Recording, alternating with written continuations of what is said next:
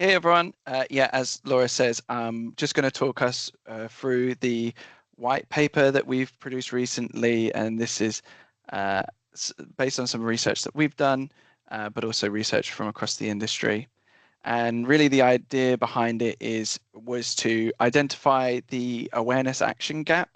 So this is the need to bridge the gap between employee awareness of their organization's sustainability strategy and vision, and bring about action from that awareness and encourage and motivate that action towards the organization's sustainability goals. And we see three pillars here: education, engagement, and a culture shift that can help to bridge that gap between the two. And the reason we wanted to do that is we want to help advise the industry on best practice when it comes to sustainability engagement. We see ourselves as experts on this topic, having worked in it for over 10 years now. But also, we want to help many of you as sustainability managers to communicate to your senior leadership teams if you have that difficulty, the value and the importance of sustainability engagement. Sometimes it can be difficult for the leadership to buy into that idea. Um, so the way we've done this is we've compiled research from the last year on sustainability engagement from across multiple sources, but we've also conducted our own survey of over 1,500 workers in the UK. These workers are usually from larger organizations. So we skewed the poll towards organizations that have 1,000 or more workers. And we skewed the audience in particular towards middle management or more junior roles because these are primarily the target of sustainability engagement communications and programs. These are the people that need to be getting involved with your sustainability initiatives that may not necessarily have a role or understand their role in sustainability initiatives already. So moving on to the first thing that I mentioned is the value of sustainability engagement. We've really identified 5 key reasons to for sustainability engagement, and the first being, of course, legislation. Now, this is a very changing landscape. It can change with an election, it can change with different world events, but the key thing that we want to bring light to, of course, is the EU Corporate Sustainability Reporting Directive, as well as the sustainability disclosure requirements, which really are meaning that organizations need to be more transparent and show their carbon emissions publicly so that the whole world can see it, basically. Um, this means that there's going to be a spotlight on sustainability, and that's going to be really key for consumers, but also stakeholders. So that brings me on to the second point, is the stakeholder demand.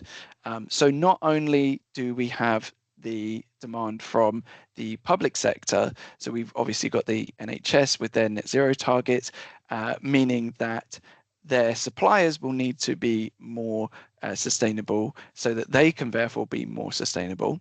But we also are seeing that demand in the private sector too, where large organizations, they will be having to share, they will have to be compliant with the Corporate Sustainability Reporting Directive. They will need to be sustainable themselves, and it means that their suppliers also need to be sustainable. So it's not just being driven by the public sector, it's also being driven by the private sector. Private organizations are demanding more accountability and transparency from their suppliers and other stakeholders as well. And then that also brings us on to the competition in the market.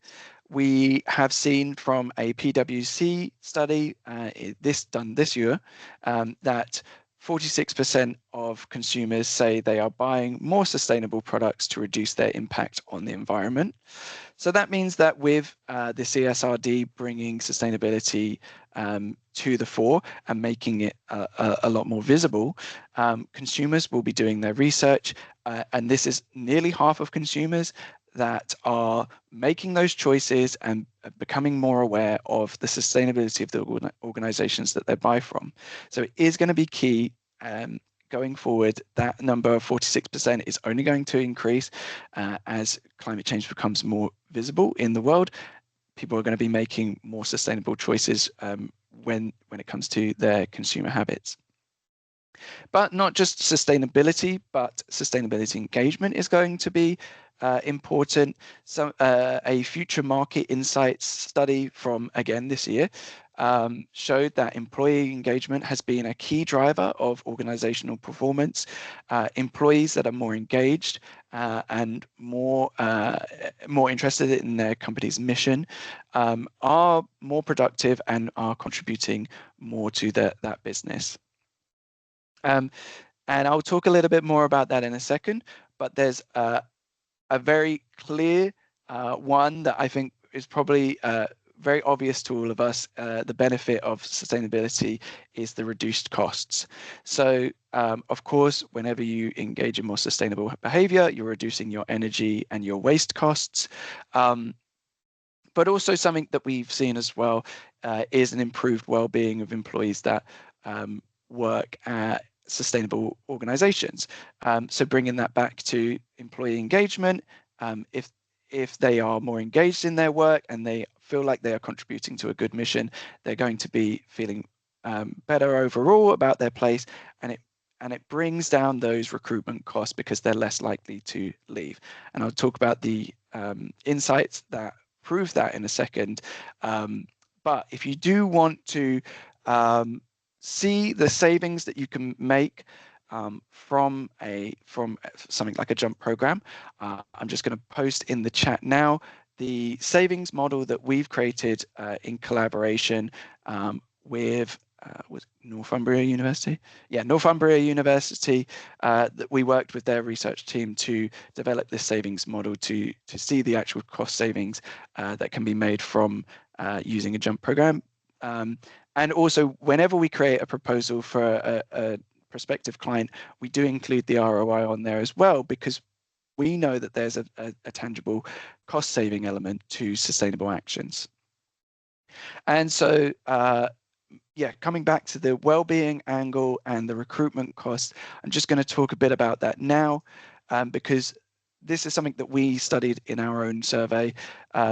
We asked employees whether they agree that it is important for them to work for an organization that prioritizes sustainability. 82% of respondents agreed with that statement. So 82% of respondents agreed that their employer should prioritize sustainability. And that is not just, I think this is seen very strongly in Gen Z and millennials, but our survey was actually across all age ranges. So that's 82% across the board. So wherever you're trying to recruit top talent from, you can cast a wider net and recruit from a wider pool if you are being more sustainable, because the 82% of workers are taking that into account. But not only when it comes to recruitment, but also retention of top talent. 83% of people agreed of millennials, agreed that they would be more loyal to a sustainable organization, which means that they're more likely to stay with the organization that is being sustainable. But I'm just going to dive into the wording of that question. Particularly, this was from a study done by Cone Communications, and they asked, would you be more loyal to a company that helps you to contribute to social and environmental issues? So not only is it important for them to work for a sustainable organization, but it's important for them to be contributing themselves to those social and environmental issues within the workplace. So that's where the sustainable engagement comes in. They want to be contributing themselves. They want to be a part of that mission too.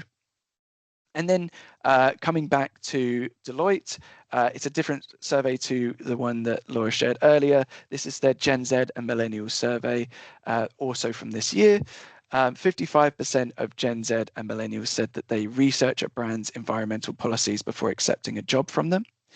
And 23% of Gen Z and Millennials said that they plan to change jobs due to sustainable concerns in the future. So not only are they going to be more loyal, but they're less likely to leave. And this is all evidence that is going towards the fact that if you're a sustainable company, if you're involving your employees and your workforce in the sustainability initiatives as much as possible, they're likely to be more loyal, and you're able to recruit top talent from a wider pool of people. But how many of the how many employees are aware of their organization's sustainability strategy and vision? Well, you can see straight away, green being the strongly agree bar, red being the somewhat agree bar, that there are a large number of people, around about 75% across the board, that at least to any extent agree with that statement.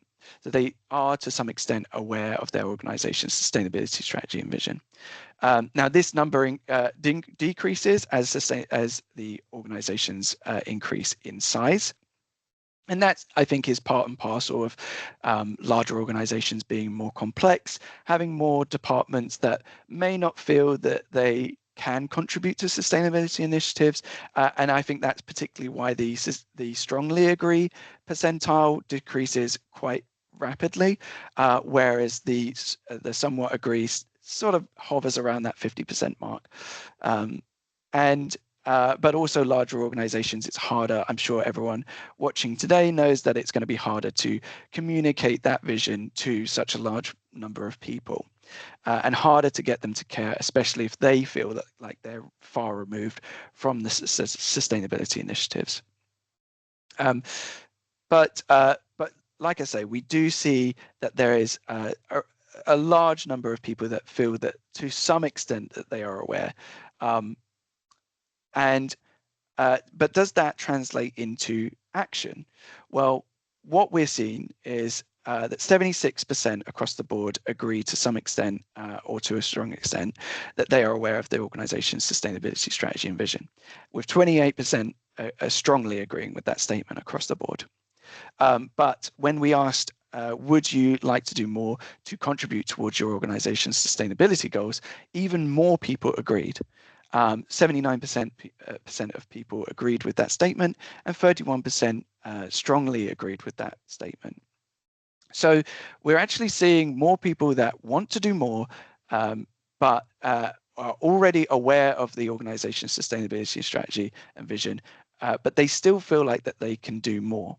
And even among those employees that feel that they are aware, there still is 12% that don't want to do more, but there's 64% of people both are aware and agree that they want to do more.